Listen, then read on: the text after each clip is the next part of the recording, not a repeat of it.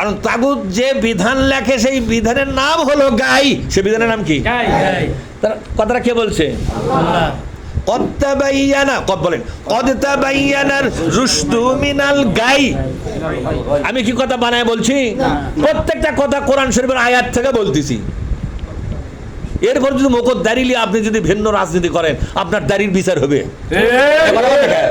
আপনার দাড়ির বিচার হবে। কোরআন থেকে তুমি নামাজের বিধান লিবে, রাজনীতির বিধান কোরআন থেকে লেওয়া লাগবে না? অবশ্যই। রাজনীতি কুন্ডা করা জায়েজ আর কুন্ডা করা না জায়েজ সেটা কোরআন শরীফ যা বলেছে তোমাকে সেটা মানা লাগবে না? অবশ্যই। তুমি কি নামাজেরটা মানবে? তুমি কি রোজারটা মানবে? হজরটা মানবে? যেখানে আজকারটা মানবে? রাজনীতির ব্যাপারে কি ফয়সালা কোরআন দিয়েছে সেটা তুমি গুরুত্বই দিবে না। তুমি কিসের কোরআন টিমের মুসলমান?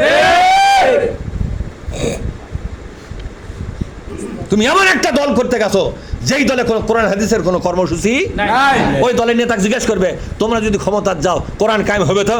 ওরা তখন কবে আমরা কোরআন কায়েমের দল। বলে কিনা তোর এখন? সেটি হজ করে আসে হাজি হইয়া কোন আক্কেলে তুমি গেছো হাজি? এই জন্য হাদিস শরীফের মধ্যে আসছে অনেক হাজির হজ টোকলা করে মুকুট ফিকে মারবে ফেরেশতা।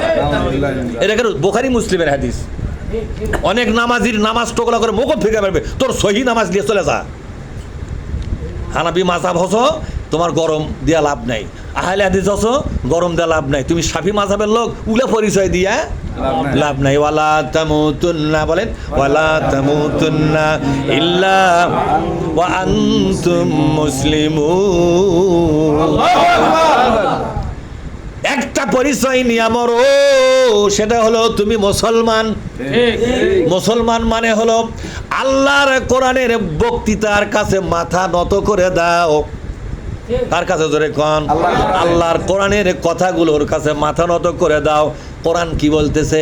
কোরআন বলতেছে ফামাইয়াকফুরু বিত্তাগুত, বলেন ফামাইয়াকফুরু বিত্তাগুত, যারা তাগুতের সাথে সম্পর্ক ছিন্ন করতে পারল, ওয়ায়ুমিন বিল্লাহি, এরপরে ঈমান আনয়ন করল।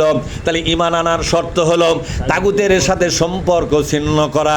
কিন্তু অনেক লোক আছে নিজেই তাগুত, নিজেই আবার নামাজ পড়তেছে আগের কাতারে। জোরে কোন? কি কাতারে? আগের কাতারে। মুসলমানরা কোরআন জানে না।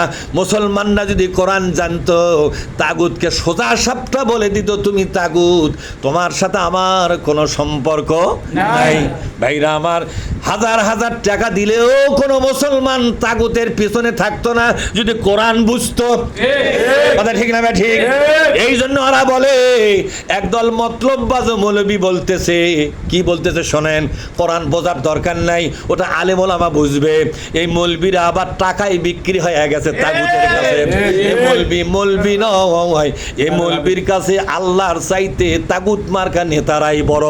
কারণ মাঝে মধ্যে ওই মৌলবীক চাউলের বস্তা দেয়, টাকা দেয়, পয়সা দেয়, কুরবানির চামড়া তুলে দেয়, ফেতরা দেয়, জাকাত দেয়, মাঝে মধ্যে হোটেলত খিলায়।